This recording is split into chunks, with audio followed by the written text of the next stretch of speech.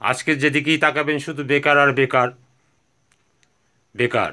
চাকরি নেই, ব্যবসা নেই, মন্দা। যারা করবে লেখাপড়ি শেখেনি, তা কী করে হবে?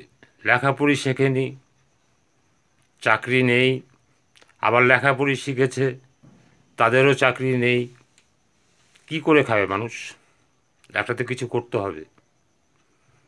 নদীর মধ্যে হাবুডুবু খাচ্ছে, সাঁতার জানে না, সে তখন মরার কাঠ দেখলেও ভেসে যাচ্ছে, সেই মরার কাঠ ধরে বাঁচার চেষ্টা করে।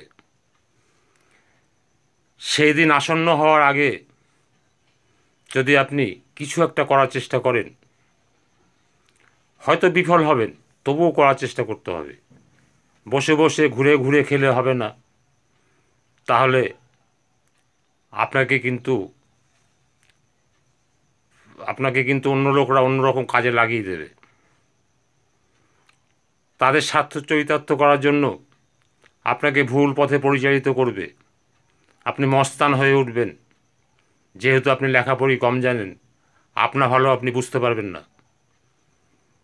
এইভাবে মানুষের ক্ষতি হয়ে যায়। তাই একটু লেখাপড়ি শেখা দরকার।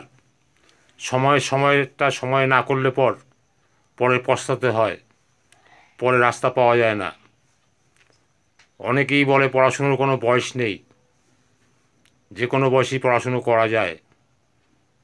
সে যায়, কিন্তু সংসার ঘাড়ের ওপর চাপার পরে, আপনার স্বাবলম্বী হওয়ার পরে যদি চাকরি না পান, ব্যবসা না করতে পারেন, কাঁচায় না নোয়ালে বাস, পাকলে করে টাস টাস। সঠিক সময় যদি সঠিক কাজটা না হয়, তার ফল ভুগতেই হয়। সেই ভোগান্তি থেকে রক্ষা পাওয়ার জন্য দেখবেন অনেক পরিবারে দেখা যায় বাচ্চা বয়সেই কাজে লেগে গেছে, সাইকেলের দোকানে কাজ করছে, কাঁসা পিতলের দোকানে কাজ করছে। এরকম করতে করতে লেখাপড়ি শেখেনি, কিন্তু বাচ্চা থেকে কাজ করতে করতে সে এক্সপার্ট হয়ে গেছে। তার কাছে বেকারের জ্বালা আসেনি, সে প্রথম থেকেই তো ইনকাম করছে, যেহেতু বাড়ির অবস্থা ভালো না।